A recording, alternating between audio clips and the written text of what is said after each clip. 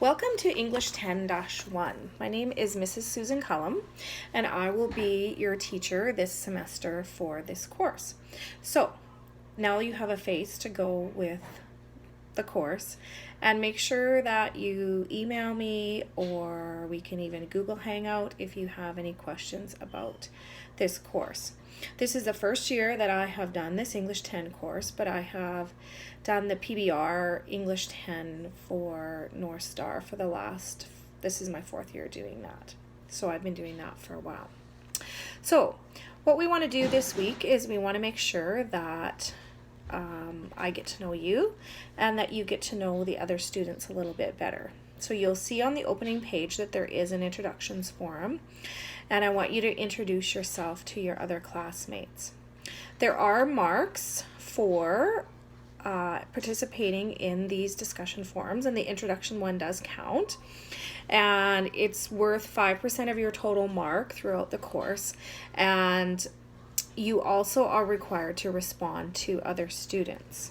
So introduce yourself. Now, we have a little bit of a situation when we get to second semester because some of the students are already done, and I don't know how to remove them. They've been suspended from the course in Moodle, but they're still there in the introduction forum.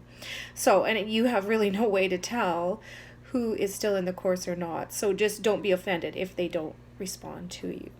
Okay, there's other information on that opening page as well, such as a course outline, course description, introduction, and you can look at the syllabus and it will give you a breakdown of how the grades are derived as well. And basically it goes like this. Group discussion is 5%, your weekly assignments are 40%, your tests, and there's one open book one as you go further along in the course, are worth 15%. Your final exam is worth 15%. And then essays and projects are as well, they're worth 25%. So that adds up to 100. One more thing to do on that opening page there is to read the plagiarism policy and discuss it with your parent. And then I need an email from your parent saying you've looked at it. And then you need to submit that online as well. Ooh, getting lots of glare on my face there. Okay, so a little bit about the course. I hope you love stories. I love to read. I don't know about writing stories. That's probably a little more difficult for me. And it's been fun to read all the fiction this year because I'm not a big fiction reader. I tend to like to read biographies. I want to read about real stuff. So it's been kind of good for me to push myself to get into some fiction this year because we're reading a number of fiction stories in this course. So I hope you love to read. It's a skill and a passion that I'm afraid in this day and age many people are a little bit not so involved in. But reading will make you a better writer. It will make you a better speaker. So it's very wise to read as much as you can to become a better communicator. And stories are one of the ways that God communicated his principles to us in his word. And if you read in Revelations 1:3, blessed is he who reads and those who hear the words of this prophecy and keep those things which are written in it, for the time is near. So we are exhorted to read God's word, and it is full of stories that we can learn from. You'll see in the lesson, and I'm kind of just going through the lesson because I feel like there are students who probably learn better with someone talking to them rather than just reading it themselves. So I'm basically reiterating what is in the lesson, but I just wanted this to be another avenue for students to learn so that you can look at the lesson, listen to me as you read through it. So you'll find next in the lesson there's kind of a daily outline.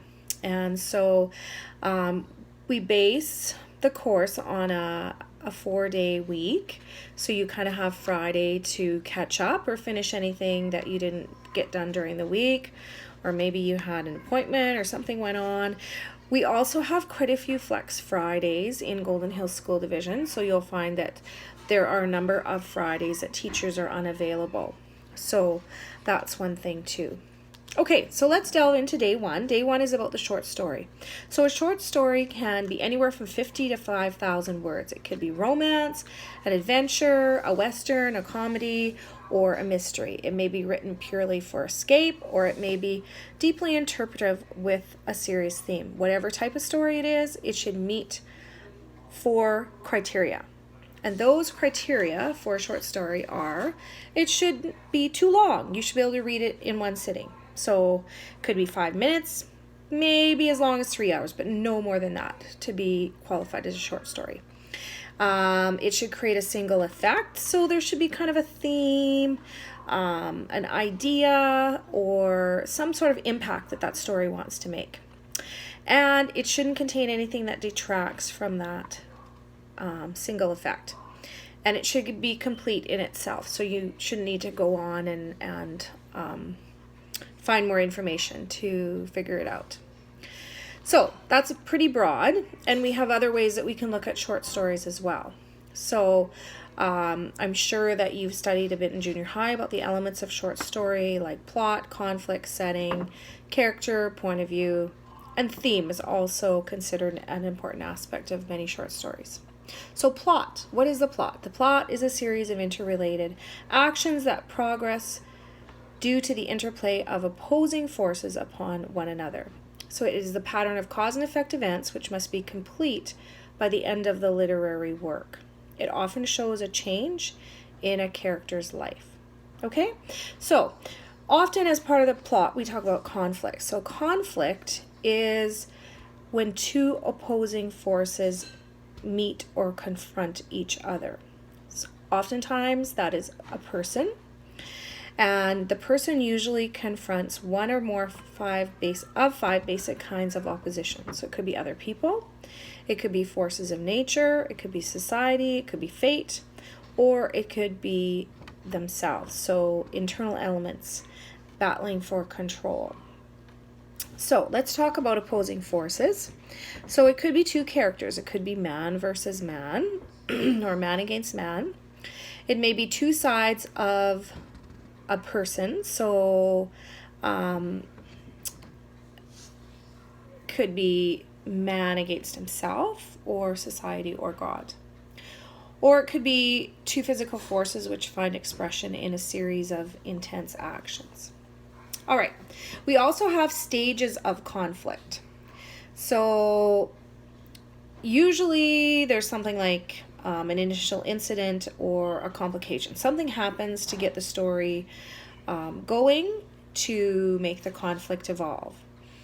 And then at some point in the story, there's usually a climax where it's very suspenseful. We're not sure what's going to happen. It's the moment of maximum concentration of the opposite forces. Then there's a denouement, or a resolving of conflict and ending of the action in a plot, and everything sort of subsides. I love that word, denouement. It's just fun to say, isn't it?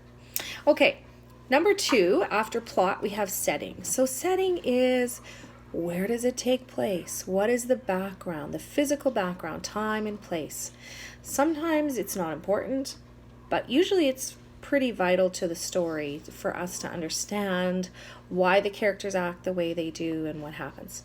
So setting may be revealed through actual geographical location, could be revealed through the way that the characters live or the time period in which the action takes place. Third thing is characters. The main character in a piece of literature is called the protagonist. Usually this is the character that the story is written from their point of view.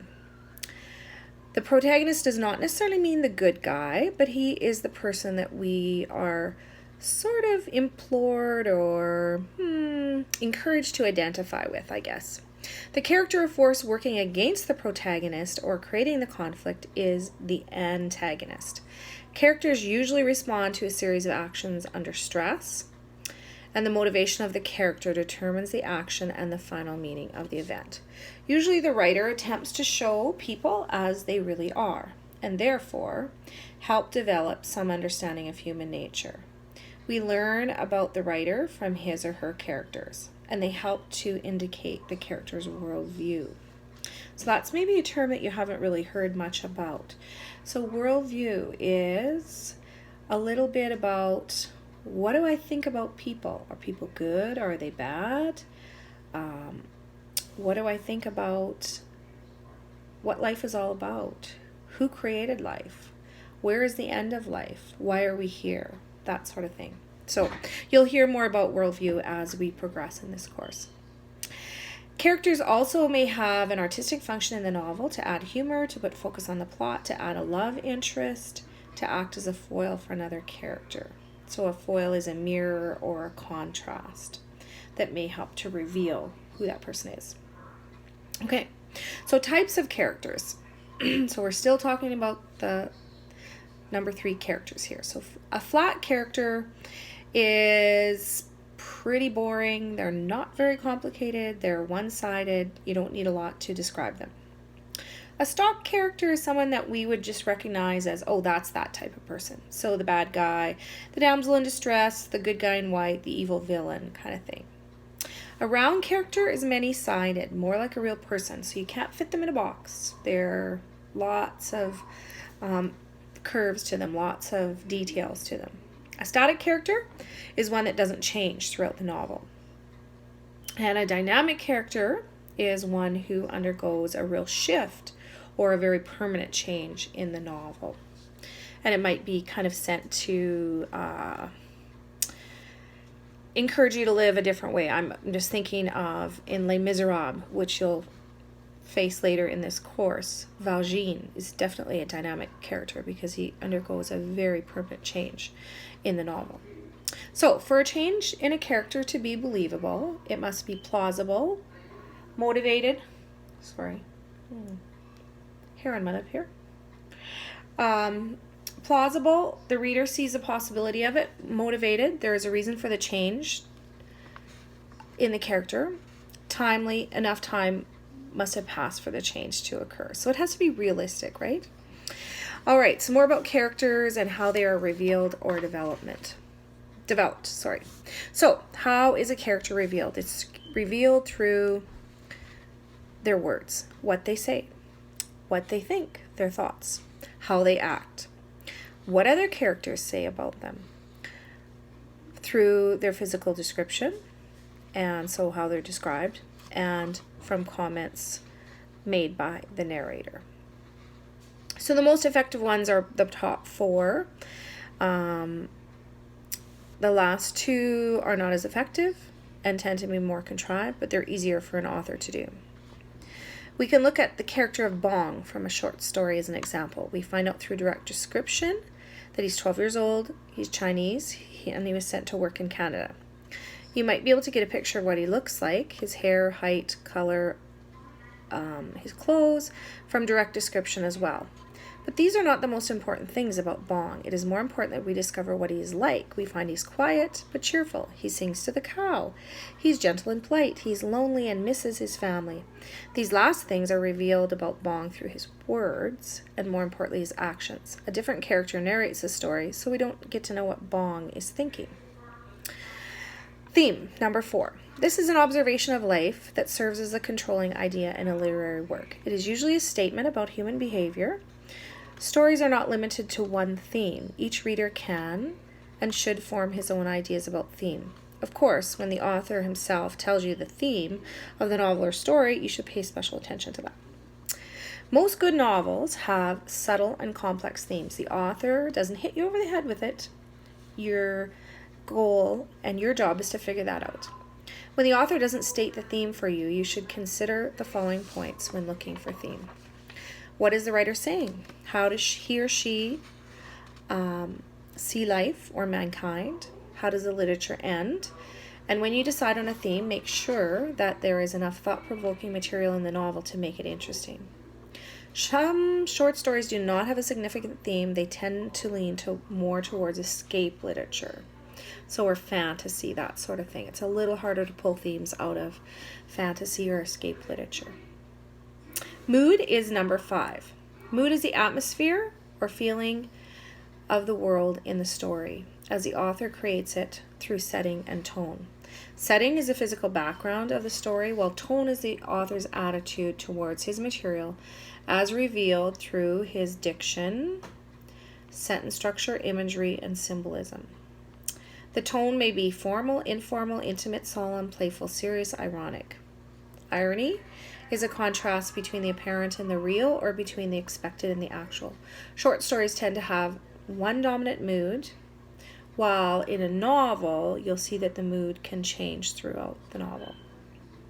Number 6 is the narrative manner. This involves the writing style and the things that develop the tone, as well as how the author decides to tell the story. So point of view. All right, so types of point of view. First person tells a story from the point of view of one character, and they use I. And so the character tells a story from their point of view. Omniscient is when the narrator knows the thoughts and feelings of all the characters. Limited omniscient is when the narrator knows the thoughts and feelings of one or two characters. And objective is when the narrator just stands back and tells you what's going on and just describes what is seen. When discussing narrative matter, we also address style, which is the language, mood, action, scene, and symbols. Time, flashback, past tense, present, or future tense form chosen for writing. Distance, reader's sense of closeness to the story. The distance at which the writer holds the reader.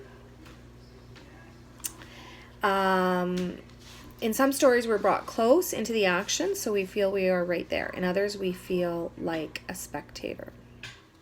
So you should have the English Language Arts Handbook, and I would like you to read through pages 208 to 212, the elements of a story. So just another way to look at the material that we've already discussed here.